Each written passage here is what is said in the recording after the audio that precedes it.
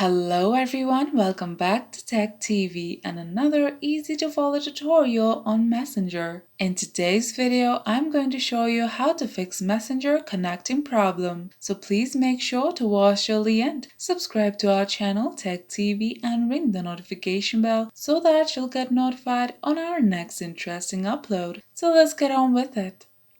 At first, open Playstore and check if Messenger is up to date.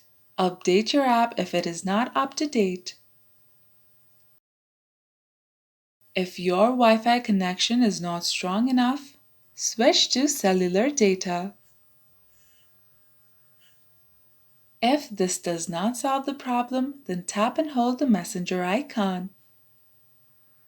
Tap App Info. Go to Storage and tap Clear Data. Tap OK on the pop-up menu. Now reopen Messenger. And that's how you fix Messenger connecting problem. If you liked the video, please leave a like and let me know if you thought it was helpful in the comment section down below. Thank you for watching and I'll be back with more interesting tutorials soon. Until next time.